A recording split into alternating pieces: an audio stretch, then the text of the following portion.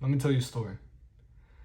So there was once this kid who would skip classes at school. He would fail every single class he attended, and he would basically just spend his days hanging out with his friends, smoking weed, basically doing everything he shouldn't be doing. And his mom pleaded with him to take the SATs, so one day he did. When he got the grades back, he was surprised to see that he got a 1460. He couldn't believe it. He had been flunking all his classes, and out of nowhere, he gets a 1460. So when he got home that day, he went to his mom, happy, and he told her. And she immediately accused him of cheating. But through some convincing, he told her the truth, that he hadn't cheated. And this caused something to shift in his mind. The boy who once would skip school to smoke weed with his friends and was around bad influences the whole time was now going to school because he had more confidence in his abilities. He felt smarter than ever. And he ended up graduating top of his class. He surrounded himself with like-minded people who would also go to school and would also get good grades. And he dropped those bad relationships. He even went on to get a master's degree in college. And then he became an entrepreneur. He started up a magazine business and ended up having major success with it. So the young boy who would skip school and flunk out of all of his classes was sitting on a multi-million-dollar magazine business, all because one SAT score changed his mindset.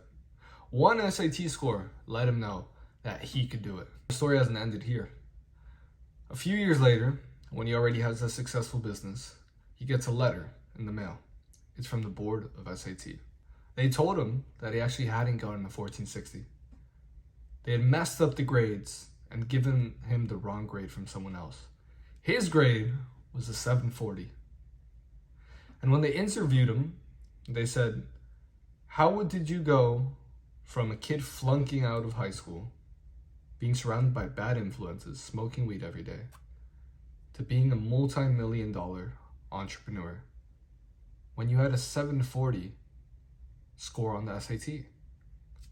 And he said, school tells us that if we get good grades on the SAT, that we're going to be successful and that we're going to be the future of the generation. And then the people that do bad in school, everybody tells them that they're going to be a failure. But he got a 740. It wasn't school that made him successful. It was his mindset that made him successful. So that brings me to the first step in freeing your mind, which is to eliminate all limiting beliefs. Limiting beliefs are basically the little thoughts in the back of your head that keep you down, that put a ceiling on your potential. Have you ever had a great idea and then that little voice in the back of your mind has said, no, you can't do that. No, that's impossible. How could you do that? That is a limiting belief. Or you see a YouTuber say that he's made $50,000 this month. And you would think, no, he must be scamming. He must be doing something illegal or he's lying. Because there's no way that someone could make $50,000 in a month. I mean, that's what a lot of people make in a year, right? That's another limiting belief. You think that just because you can achieve it, no one else can achieve it, and that it's impossible, and that he must be scamming or lying or selling smoke. But the reality is you're just projecting your insecurity. You're projecting your limiting beliefs. You can have all the intelligence in the world. You can have all the physical attributes in the world, everything. If your mindset is here, you're only going to get this far. You put the cap on how much you can achieve. So how do we eliminate limiting beliefs? The first step to this is recognizing them. Whenever you get a limiting belief inside your mind, when you're going to have an idea, or whenever you get a limiting belief when you're going to go up and talk to that girl, that she's going to say no. And the back of your mind tells you she's going to say no. You're too ugly. You're out of her league. You think to yourself, that's a limiting belief. The second step is to process it. Think to yourself, why am I saying this? What makes me think that she's out of my league? What makes me think that I can't go ahead and become that multi-million-dollar entrepreneur? Because the reality is that you can. I don't know if anyone's told you this, bro, but you can do anything you want. And the third thing is to evaporate it. Every time you catch yourself having a limiting belief or passing it on to another person, like saying, oh, that guy can't make $50,000 a month, he's just lying, you say, stop. That's not true. There are people making $50,000, $100,000, $1 million a month out there. And I know it may seem impossible, but it's completely true. So instead of not believing it and limiting yourself and limiting your potential, you need to be inspired by it. You need to think, if he can do it, I can do it too. Because I'm better than him. I'm no different than him. The second step to freeing your mind is having an abundance mindset. I want you to do a little exercise with me. So I want you to think of your ideal life in your head. I want you to think of it vividly. I want you to imagine it. Close your eyes with me and think of it. Think about how much money you have. Think about the car you drive. Think about the woman you have by your side. Think about your kids, whatever, where you live, where you wake up, everything. Now open your eyes. That life that you just imagined is already yours. It's already out there. You just need to go and take it. This is the abundance mindset. You need to stop chasing success, chasing money, chasing girls. Abundance is already having it. Assume the person that would have all that. Assume the qualities of a man who would wake up in his mansion. Assume the qualities of a man who drives an AMG or a Porsche 911. Because as we said before in the limiting beliefs section, you can be that guy and you are that guy.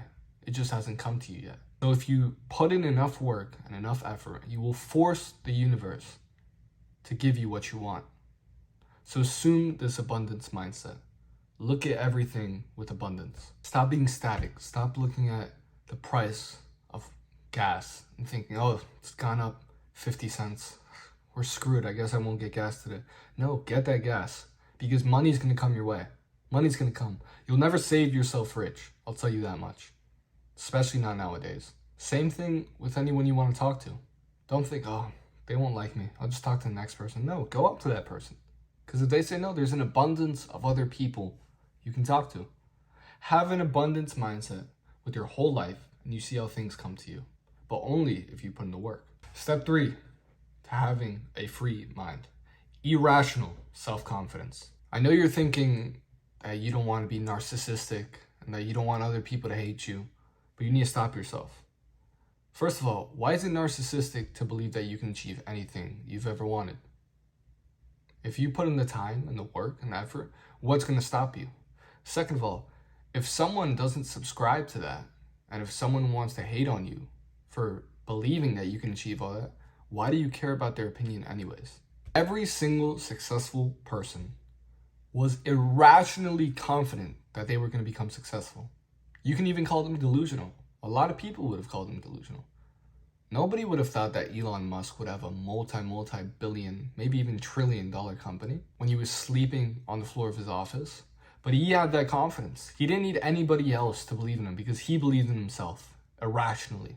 So build that irrational confidence. Build that physique you want. Feel good.